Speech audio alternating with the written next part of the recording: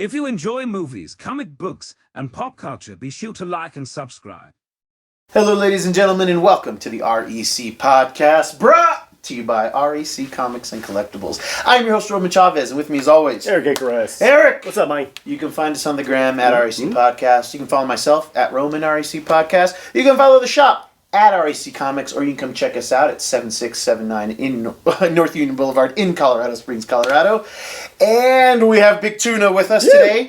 He's a little under the weather, Tuna, but he's gonna grind it out for us, and I really appreciate it. Erik, how are you doing this week? Good, man. How are you?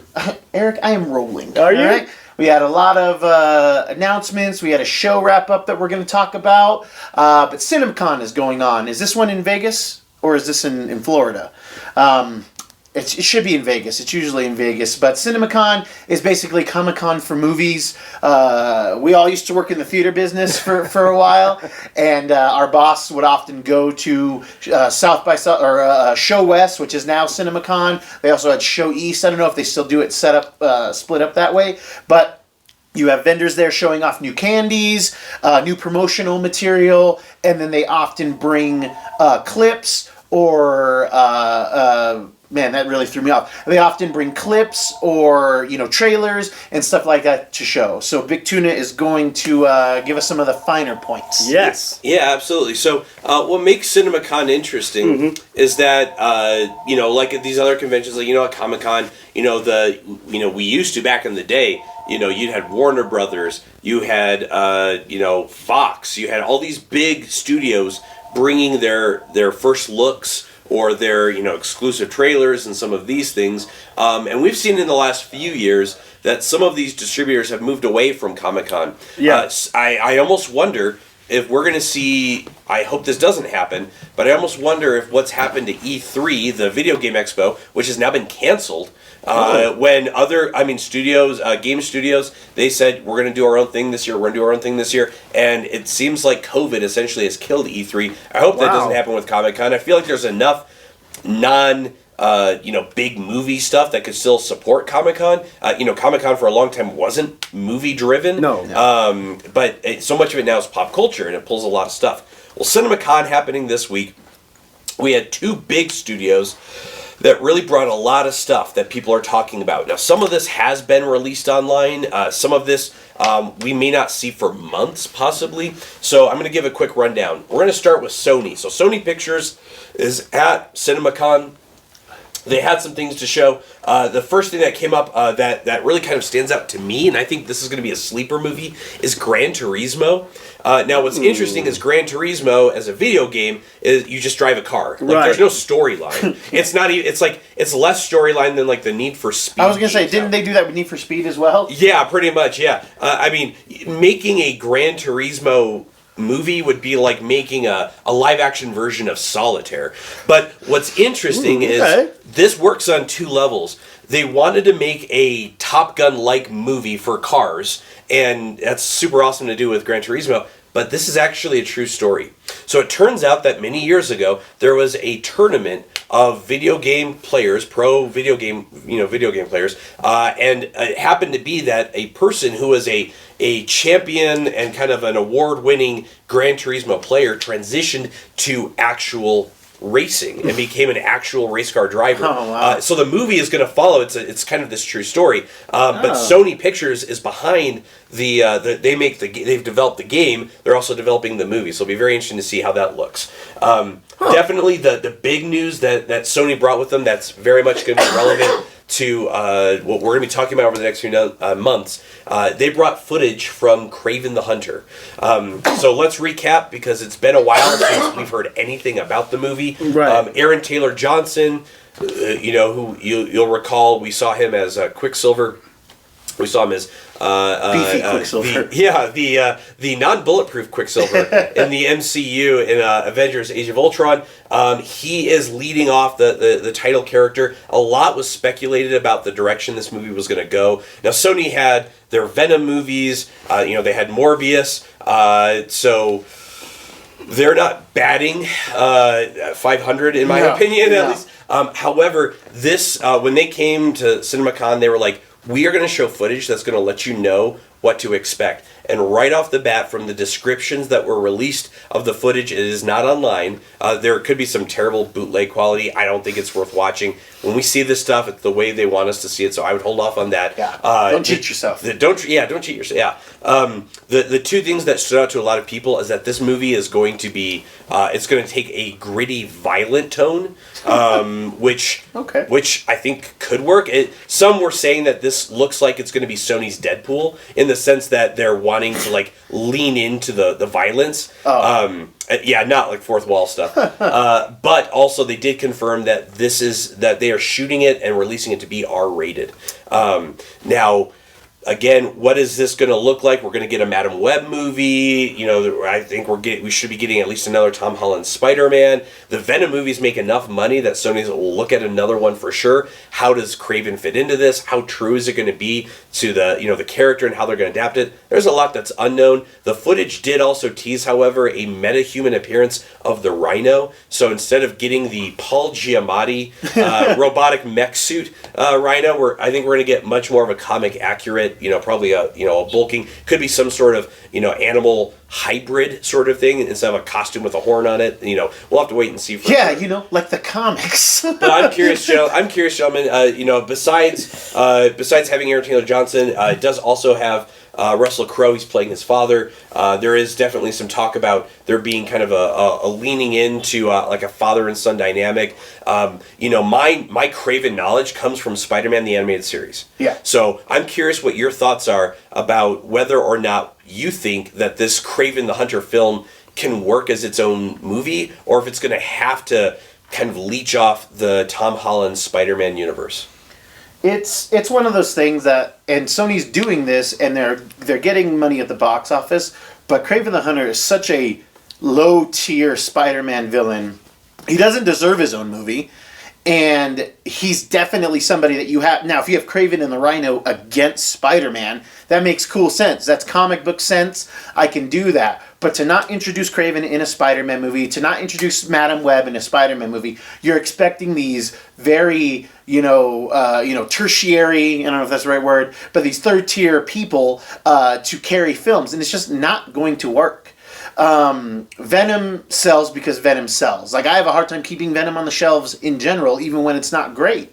It is just one of those things that always sells. So the movie's got to be perfect. We've only seen Aaron Taylor Johnson in a few roles, or we actually thought he was a decent actor, I think. And I don't care about... I do care about Sergei Kravinoff. I would like them to build out that character. In the animated series, that is a very staunch change from the comics, but it makes sense for that cartoon where he was leading this scientist through the savannah or whatever. He gets attacked. They find some mystical roots, very much a Wakandan feel to it. And it kind of gets him, jacked and a little faster, heightened senses. But... yeah, I don't know if he's just gonna be an awesome hunter in this movie.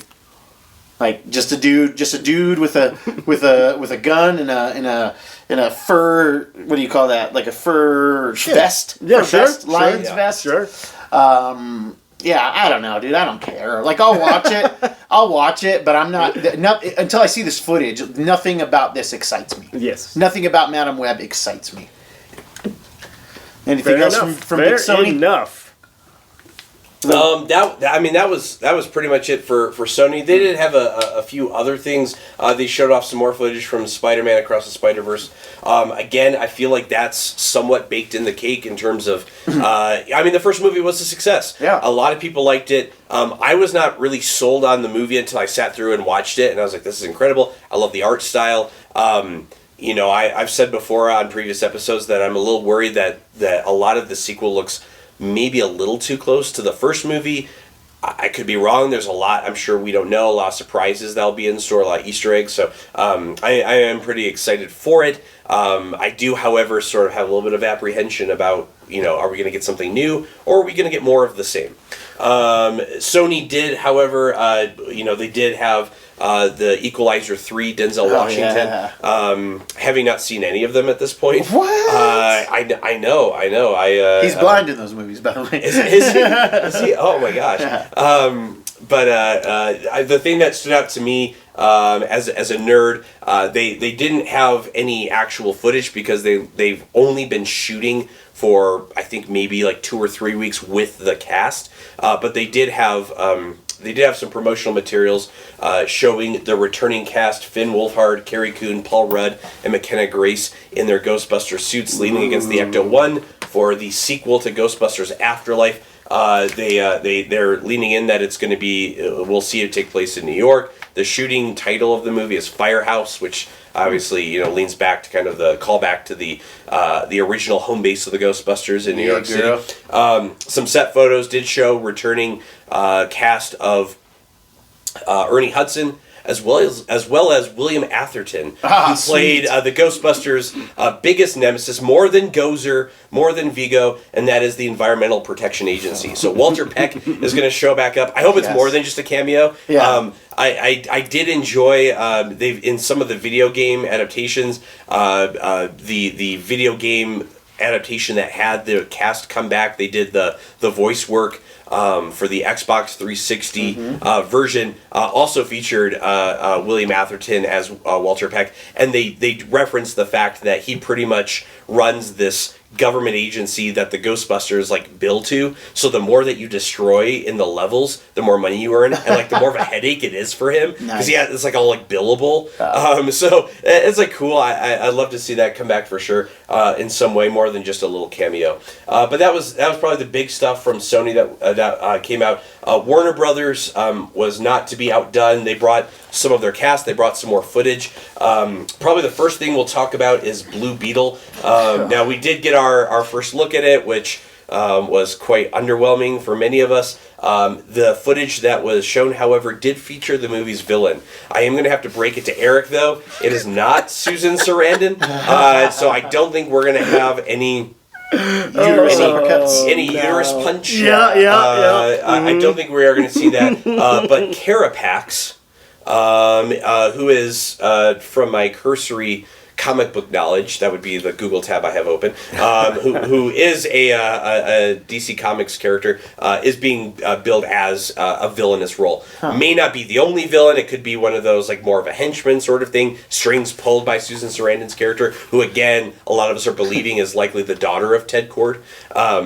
But we'll have to wait and see kind of for that. A lot of the footage was described as kind of being a sizzle reel stuff of kind of, zany Latino action. That spicy Latino action. Yeah, right? I think a lot of that... Muy caliente. I think a lot of us are I don't think at least the footage as it was described is going to sell any of us. One thing that we've seen nothing about is Aquaman 2. They did show footage from it. They called it an extended look. We did learn some things. Arthur Curry's got a son. So I'm sure he's in a protracted custody battle with Amber Heard. Yeah. We did also see the return of Randall Park's Dr. Stephen Shin on an Arctic expedition, a Black Trident, which is given or possibly taken by the Black Manta, who now threatens not just the ocean, but also the land world, if you will. Ooh. So James Wan, director, said that this movie is building off of everything that you loved about the first movie. So I'm curious, gentlemen, what did you like about the first movie? What do you want to see the second movie do different? I loved how fun it was. I really enjoyed Arthur's, really, I don't want to have anything to do with Atlantis and Atlanteans, and my mom left me, because in the comics it's very different, that she takes him there because he's blonde, and in their culture there's a telling of a blonde Atlantean born that'll signal the end of Atlantis or something. So they changed the origin quite a bit, but they really made it make a lot of sense. I thought it looked good under the water. What's his name? Dolph Lundgren, I thought, stole the show every time he was on the screen. I couldn't believe how much I was into Dolph Lundgren's character as Mira's father. I think, I just think it looked cool and it was fun. Yes. Yeah. Mm-hmm. You were surprised by it when you saw it. Oh, very much so. There are very few people who are Aquaman super fans. It's very true. I think all of us were surprised that the C-list of the DC universe was the $1 billion winner. Yeah, the best of the bunch. Yeah, honestly. Hot which Momoa helps, makes though. me. I mean, it's got to be it, honestly. But I don't know. I think it's strange, and Jordan said it before that I feel like this is the thing they should be advertising the hell out of. Yeah. And we're just getting a peep now about it. I'd like I said, the best aspects of the movie to me were the villains. Yeah. Black Manta, gotta see you more. love Black Manta. He's one of my favorite comic book characters, and my boy Orm, Yeah, weird. Ocean Master. For a guy who doesn't like Aquaman very much, you really like the I guys love who his hate villains. Aquaman. Yeah, and Patrick Stewart kills it as Orm, and well, I don't know if they would bring him back. Patrick Wilson. Sorry, yeah, Patrick Wilson. I was like, wait. Very different movie. It like changed in my head, and I was like, wait. You're thinking of the BBC adaptation of Aquaman. Oh, okay. That'd be awesome. But yeah, I mean, I'm good with that. I don't know if they bring him back, but yeah, we'll see. I hope they do. I mean, obviously Black Manta's back, but not Orm. It doesn't seem like they're going to continue any Snyderverse stuff, so maybe this is one and done, or two and done for Aquaman. Right. Was there any Dune announcements or anything? Yeah, so there was some Dune footage, Dune Part 2. They did show some footage. So the second movie kind of picks up with our character kind of accepting his role as a member of the Dune. The Dune abides, and so Paul Atreides, with his, him and his mom are essentially kind of on the run, and this evil house has kind of taken control of the planet, and they're sort of going native at the end of the movie. The director, Roman, his name. Denis Villeneuve. There we go. He said that this movie picks right up. This second film is described as a total war movie. The first movie shot about 40% on IMAX. He did say, however, they shot the entirety of this film on IMAX cameras. So I think he's trying to sell this as it's total war, immersive. We're gonna get our first look. It was kind of surprising that we didn't see Freyd Rautha, who is the nephew of Baron Harkonnen. We didn't see played by Stellan Skarsgård in the first movie and will be in the second. We didn't see him in the first movie. He doesn't have much of a role in the story. In the first half of the story, Sting shows up a few times. He plays the character in the David Lynch film, and he only becomes really important towards the end. That might be why they didn't. I don't believe they even cast the actor to play Freyd Rautha until they were wrapping up production of the first film. Austin Butler, who's coming off a very successful performance as Elvis Presley, is playing the character. They said in the footage we get a very intense look at him. He's kind of the opposite of Paul Atreides, kind of this bloodthirsty, I kill in gladiator arenas and just sort of out to kill sort of thing. Very much leaning into his Harkonnen family heritage. I'm excited for the movie. Again, having now gone through the book and kind of see a big picture view of the story they're telling, I'm much more excited now for part 2 than I was from having watched just part 1. Definitely, though, out of everything that Warner Brothers brought, I think that if we're going to spend the next 40 minutes of this episode talking, we absolutely have to talk about Bad Boys, which they did announce. So Will Smith and Martin Lawrence did show up. Another Bad Boys is in production. I don't like any of those movies. Yeah, me either. And of course Beetlejuice 2, which is confirmed to be in development. No, the big news out of Cinemacon, it was released to the public, is a second full trailer, full look at The Flash.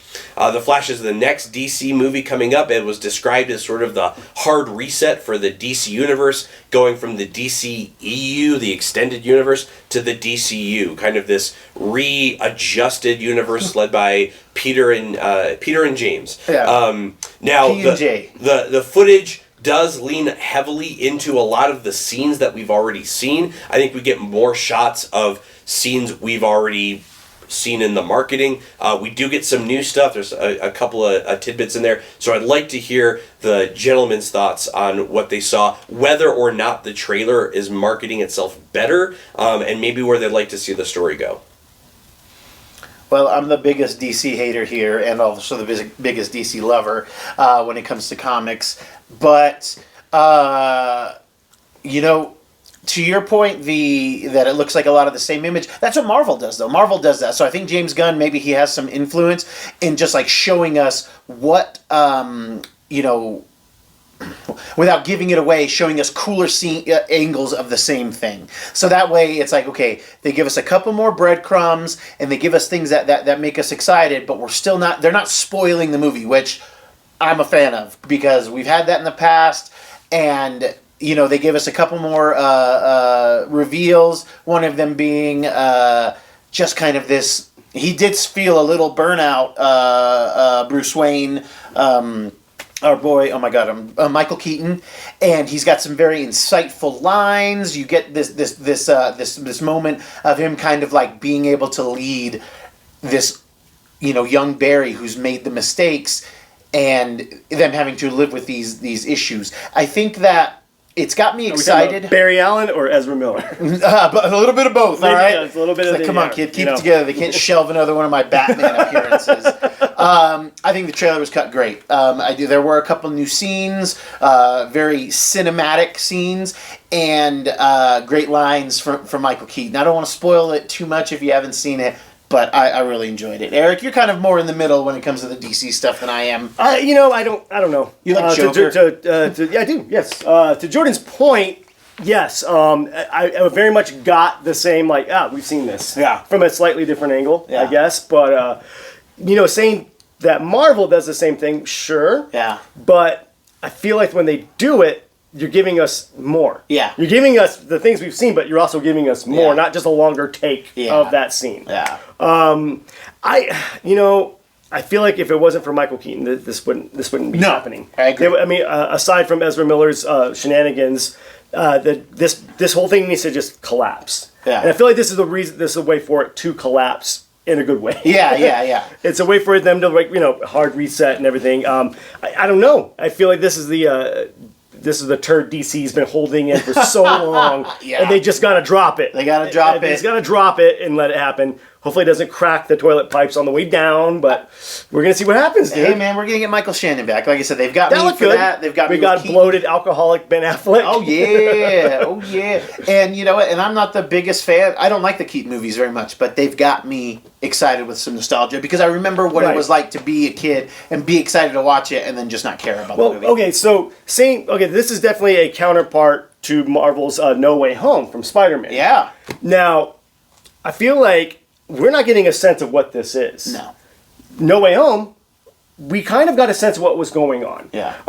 Me and Jordan were talking before the show, but yeah, granted, they didn't bring up the point that the Peters were going to reform the criminals before he sent them back, which is a good plot twist, or a little clever way to put that. But DC, we're not getting anything. Like, what's happening?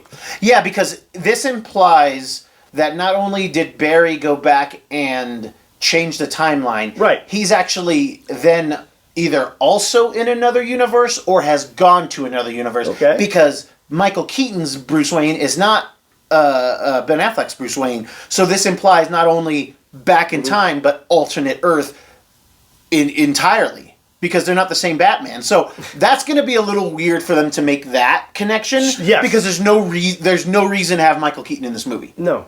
And What's that? Oh, obvious for the obvious marketing. Yeah. But Like but story-wise, no. Don't need it. So I don't know. Like, it just really confuses things more.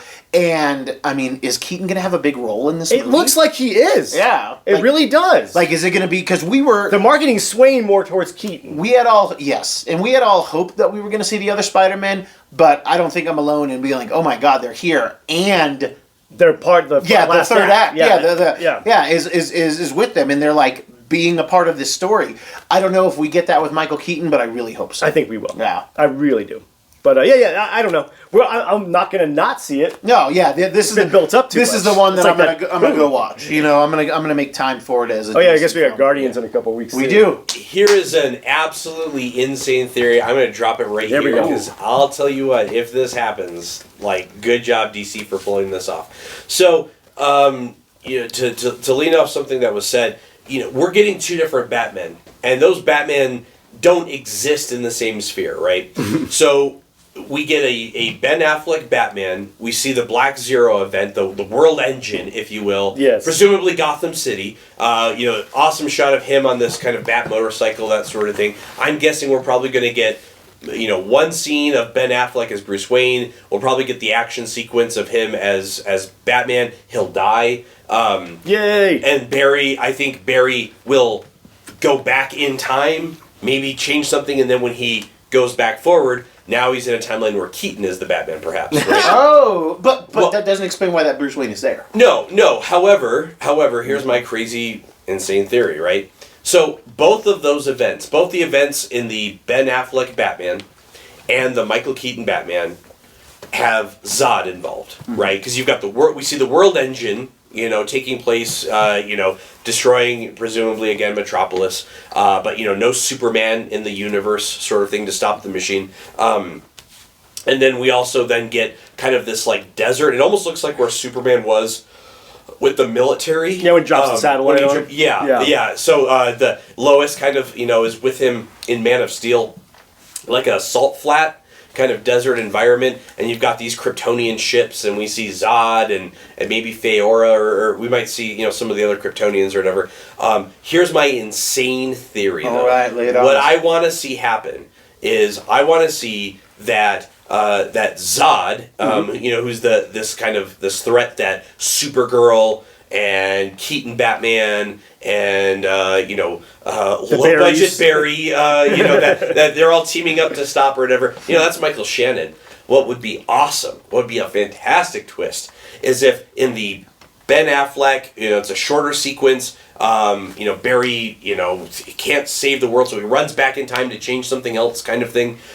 We see that the Kryptonian who is powering the world engine isn't Zod, it's Henry Cavill. That'd be cool. And we see that it's Kal-El, and that in this reality, Kal-El has come to Earth to try to create Krypton on Earth, if you will. Zod got to him. Yeah, and we get a little cameo sort of thing. Barry runs back. He changes something. He then moves forward in the timeline to kind of see where the plates have stopped spinning. And now he's in a world where Michael Shannon Zod is there, and we have a Michael Keaton Batman, and there's no Superman, but Supergirl arrived on Earth. They've got to break her out of a prison. She's being held in. We're going to get a Black Widow sequence again. I'm not happy about. But again, I think they can do some cool stuff. I'm just a little concerned about the fact, again, that we got a third act villain in Batman vs. Superman with Doomsday. Uh-huh. And if we were to ask ourselves, who's the villain in The Flash, right? We've seen Zod. There's going to be fighting with Zod for sure. Is Zod the villain? Is there a villain? Some of the marketing has suggested there's going to be a dark Flash. Are we going to get another half-baked villain showing up in the third act again? It's something that, unfortunately, a lot of comic book movies lean into. Zoom. Zoom does not deserve a third act introduction. No. So again, I still want to see the movie. I don't want. It's not that this new trailer makes me want to see it any less. I will just say that nothing in the trailer makes me want to see it more. I don't feel like the ball moved forward. At this point, the question is the marketing really holding on to the good stuff? I hope it is. I hope so. I really hope it is. But again, DC has not had a good track record of third acts. No. Except in their non-superhero comic book movies, Not to be outdone, we finally got the end of a chapter. The end of a story. Yeah. Disney's always got to have themselves in the news, and Star Wars is always the cash cow. And we had the season finale of Mandalorian Season 3. The story has followed Din Djarin and Grogu, as Din Djarin needed to be redeemed for removing his helmet. Bo-Katan tags along, and the resurgence of the Mandalorian Empire is upon us. Before I dote upon this story, Erik's posture tells me otherwise. No, you go ahead and say your points. Okay. And then I'll interject when I need to. Okay. So I loved it. I'm the fanboy of the group. My cohorts here are a little bit more discerning, but I am, the Mandalorian stuff might be my favorite fleshed out storyline in the Star Wars universe. I've rewatched this season twice through just to pick out the things that I dislike, pick out the things I like, and overall it was I didn't find a disappointing episode. There was a very slow episode with Dr. Pershing, the guy who is taking blood from Grogu, the kind of wiener scientist, and he. But even that I found to be interesting. It left more questions than answered, but that's fine. This is going to be a series. Like, I love good callbacks, and I think we're going to get a lot more of them. Learning more about the the big Mandalorian tribes, what the people on the main planet, how they would act, how they would govern. We get some of that in Star Wars: The Clone Wars animated series, and I believe in Rebels.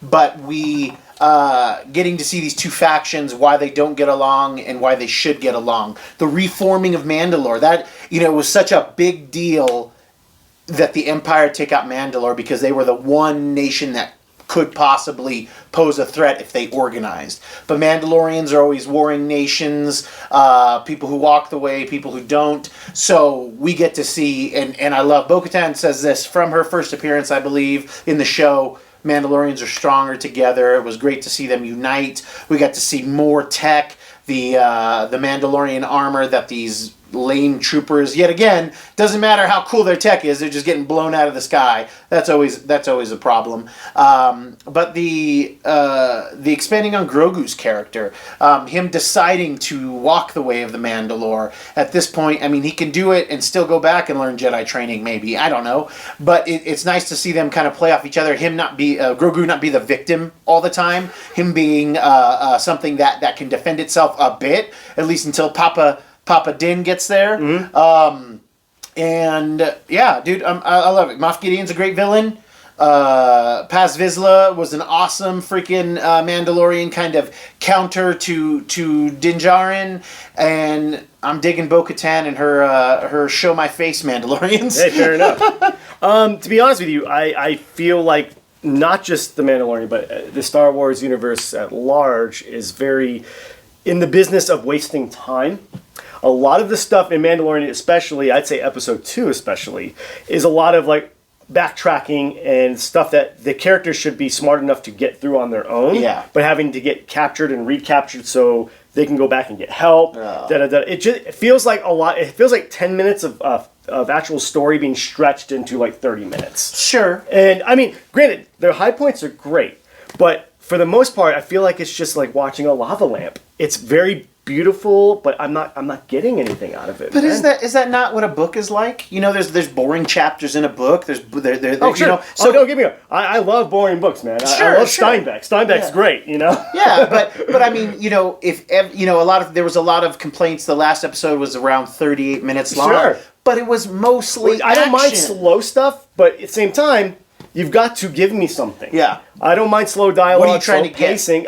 Maybe not the same story retold over and over and over again like they're doing. Like they're reiterating the information we've already had numerous times. I feel like there's not enough material to go around. Yeah. It's like they've got like... Because this was a Bo-Katan season. Sure. As much as it was a... Yeah. Yeah, so I could see your point there. But it is like The Mandalorian. Mm-hmm. If you want to give us a Boca Raton or whatever this story, give us our own show. I mean, I don't mind her spinning out of this, but at the heart of it should be The Mandalorian. Yeah. It's just like having, 2 servings of tension trying to spread it for 5 people, basically. Yeah. I don't know. I'm not feeling it. And just like Star Wars in general, man. Yeah. You have great ideas, not well executed. And I can't forgive the with Jack Black and, who was the other cameo? Lizzo. Yeah. With the Grogu doing that. They literally just threw a stuffed animal. Yeah. It looked pretty bad. But I will give them thumbs up for trying to do it practical. But I don't know. I don't care for Lizzo. I like a couple of her beats, but she did way better than I thought she would. I like Jack Black's former Imperial character, and we got freaking Doc Brown, man. Like that was, I don't know. I'm enjoying it. The problem. See, that's the thing is that you're happy about these cameos more than these other things. Interesting. That should be very much like, oh, that was just cool. Interesting. Well, I love the soft moments. I love the moments where we get Grogu, separating Paz Vizsla and Axe Wolves, I think is his name. Telling them no. We get to see that when his, this father-son bond, it was always this like, oh, I'm caring for you because I don't want to give a kid to the Empire, and then okay, I'm tasked with taking you to your people. Well, Right. you don't want to be with your people because we've connected, and I think that we've seen Grogu in Din Djarin's relationship grow, and we get to see that kind of more actual father son. Before it was like. Your uncle. The regular role that we see our boy. Oh my God, who's the Mandalorian? I love him. Pedro Pascal. Thank you, Pedro Pascal's character keeping somebody safe. Right. But we're actually getting to see them, and it's crazy because they can do it without words. That they're doing it through emotions and head nods and cooing and all that stuff. Like you're still getting a lot of emotion from this faceless and this puppet. Sure. And I like all of that stuff. Well, that's good storytelling. And they do it well when they can do it well. Yes. And, I think I've said this before, but the show does feel like a video game. You go here, I need your help. I'll help you. Please do this side quest for me, and then I'll help you. So that is a problem, but that is a problem that I don't mind having because it gives me Indiana Jones vibes of, like, the quest. And as a Star Wars stuff, I mean, would you agree, though, that Mandalorian, if not is up there, it's arguably the best Star Wars stuff we've had? I'll give you the first season. Okay, fair. But then, I mean, I don't think there's been a worse mishandling of the Star Wars than Ronald Reagan. That was like that's a deep cuts joke. Never Sorry, mind. That didn't land very well. I don't get it. I think there was a Project Star Wars that I remember. Okay. Strategic Defense Initiative. Yeah. Thank you, Big Tuna. I think the show has looked good as a whole. We've got some characters that we care about. I'm very curious as we're going to go. This is going to be the third season in which Moff Gideon is either died or been captured. Right. And yet that Beskar seems to be really durable. He was in that suit. Do you think Moff Gideon, spoilers, is actually dead? Well, okay, I have a better question. Okay. What are the stakes here? I know. Okay. All right. I feel like these stakes are small potatoes at this point. It's very like I don't know what's happening because I don't care. Yeah. To all your points about the great emotional impact moments, hits you in the feels, those are awesome. Yeah, what story But that are we should trying be to the tell? salad dressing. Yeah. You know what I mean? Or just the good side dish. Yeah. To the meal. The main meal, I'm like, what is this? Well, I think the end of this arc was obviously like hopefully getting rid of Moff Gideon. Right. Taking back Matt. You can't kill him off. I think he's still alive. Can't do it. Yeah, that's Since when has Star Wars been able to keep a villain dead? First of all. that's true. Somehow Moff Gideon's back, guys. All right. I don't know. I find them to be really good chapters of comics. They feel like comics to me in a sense in video games on how they go. And the bar for me is pretty low on live action Star Wars. I was telling the guys earlier, I've been going through and rewatching Clone Wars, which kids, if you haven't watched the cartoon, if you haven't rewatched it or if you haven't seen it at all, man, it is so good. And it really does make the Anakin Skywalker story that much better. And I mean, not even that much better. And it just makes it better. It just makes it good and you can stomach it because you get to see that character develop. I feel like I shouldn't have to do supplemental watching though. I mean, just for a casual fan. But we know there's a lot of time in between. Of course, so, but not a casual fan's not going to know. I know. But you telling them is great. Yes, because you're right. You're absolutely right. I am going to go back and rewatch. I think because I forgot how good that is. But yeah, maybe you're right. Maybe it will fill out some of the Anakin blunder. Yeah, for the movie. All right, our least vocal. Jordan's been having a throat thing today, but as somebody who is, I'd say, far more in the middle, you just want a good show. Have you been enjoying Mandalorian? It's tough for me because I got so into the Mandalorian first season when it was a Western vibe. Thank you. And again, we can argue the merits of why it's very much moved away from that. Oh God, yeah. There have been some reports. I've seen some stuff from my sources, which are just random Twitter accounts, saying two things. Number one, that Kathleen Kennedy furiously interfered in the season, and what ended up happening is that portions of the Book of Boba Fett, were supposed to be Mandalorian season 3, that ended up getting shuffled in, and that Tamora Morrison, who plays Boba Fett, was saying he was under the impression he was going to film scenes for the third season of Mandalorian, and his phone never rang. And so a lot of people wonder if there was some studio meddling and trying to realign things, trying to help sell the Boba Fett series by taking this character, the Mandalorian, putting his stuff in there, and then ends up like not being a big hit. So they're like, we're just going to keep Boba Fett out of the Mandalorian. The other big conversation piece around this season has to do with the fact that a lot of the story was disjointed. And the reason I say that is because when you look at the last 2 episodes, which are the only 2 episodes that have symmetry between the 2 of them, everything else just feels, there's a disconnect between what the characters are doing, what their mission is. When the second season ended, and when it was clear, like, okay, the mission is going to be to retake Mandalore, that sounds like a season-long mission. When Din is told to redeem himself, he has to purify himself in the waters of Lake Minnetonka. That sounds like that needs to be more than just a 2-minute scene in the end of one of the episodes or something. So there was kind of a weird. I would say it's pacing, but it's not. It's not necessarily story pacing. It's kind of the big pictures pacing, I guess. Yeah. There didn't seem to be much of a feeling of a build up until the very end. In which case, then it kind of ramps up very quickly. Yeah. It is true that I know like it was previously said, this was Bo's season. I wonder how much things like the cancellation of the Rangers of the New Republic series, where they had to retool things. I wonder how much some of that may have affected this third season. I will say that moving forward, I want to see more integration into an overarching plot or story. I have hopes for the Ahsoka series, for the Acolyte, some of the other stuff that's coming down the pipeline. These series, however, they're being made by the same people overseeing The Mandalorian. So it's also possible that the same mistakes happening here happen there too. But true. I will say that I think in the totality, if I had to measure up 3 seasons of The Mandalorian, I would say there's more pluses than minuses. Yeah. In this third season, however, I feel like there was more minuses than pluses. There was just some episodes, some storylines, some tangents I didn't really care for. I, in fact, was not a fan, really, of Yoda being in... Baby Yoda, Grogu, being in the IG suit. It felt to me a little bit like...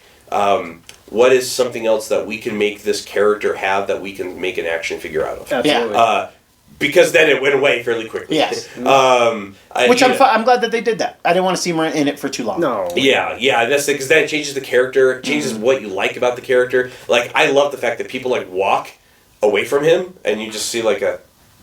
it adds to character, it adds to his personality. Again, for a character that said nothing, he's universally loved and adored. Yes. No haters for Grogu. No haters for Grogu. Yeah, you better thank Groot for that. yeah, there you go. But when it comes to when it comes to upcoming seasons, though, again, even in Star Wars, you have to give me a good story. And I think at times the Star Wars universe has taken fans. It's taking them for granted. Okay, and I'm sorry if you're going to tell me that Star Wars takes its fans seriously, I will say Episode 9. Okay, if let's be real here. When it comes to telling stories, some of the best Star Wars stories are the ones that are on the perimeter. Yeah. I mean, my favorite Star Wars story is Rogue One. Yeah. Because the world that it builds outside of the existence of the Skywalker family screwing up the universe, like, it gives me characters that I was emotionally invested in, that I didn't want to see die, and every death was like heart-wrenching. That was one movie.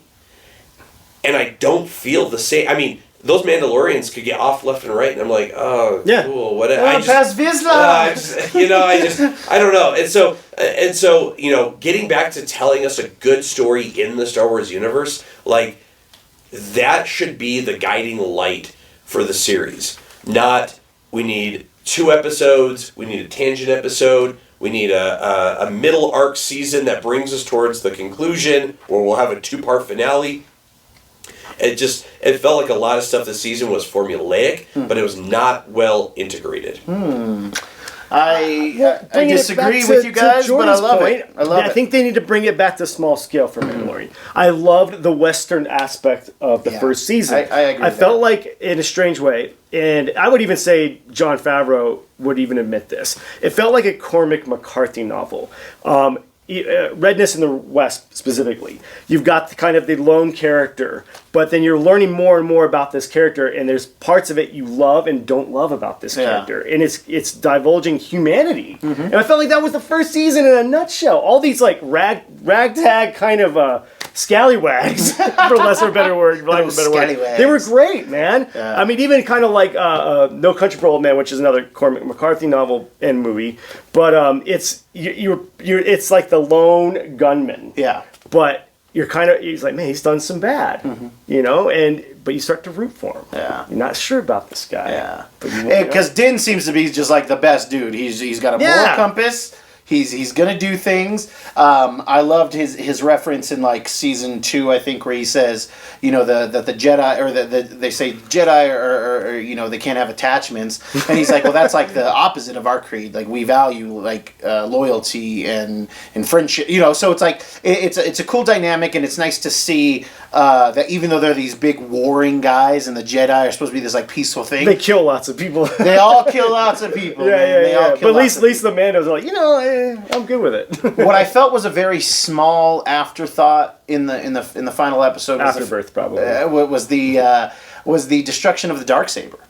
I forgot all about that. I know, man. And it seems like it wasn't taken seriously. And that should have been kind of the big thing. And I feel like he should. I mean, I get it. He has like the robot mech suit, but like Din even says like this is a quality of Beskar that I've never seen, and it's been around for like thousands of years. So it doesn't seem like it should have been able to like bend. But now you have a moment where the armorer can fix it and blah blah blah. But nobody seemed to talk about it. No. So if it's that should have been a big deal. Yeah, I think it's to show like you don't need this to rule Mandalore. You're a blah blah blah blah blah. But the Darksaber's cool. It is cool. Really cool. Black Kyber, let's go. Yeah. Kids, that's our show. If you like what we're doing, please hit that subscribe button. Click that little bell so you know when we got the new stuff, the short stuff, as some of us might call it. And let us know what you thought about the release news from Warner Brothers and Sony. Did you enjoy Mandalorian? Hey guys, I'm a fanboy. I don't care. It's what I do. Fanboy till I die. Erik, do you have any final thoughts for us? I'm trying to be positive here. All right. I really was trying to come at this more positive, man. But I really think Star Wars needs to just they need to have their own rebellion there at Lucasfilms or whoever owns them. That's what I do. I rebel. Big Tuna, any takes for us this evening? Yeah, my street name is Black Kyber. Oh my gosh. Kids, thank you for watching. Yeah. Thank you for listening. I've been your host, Roman Chavez. I'm still Erik Icarus. And for the Big Tuna, we will catch you on the next podcast.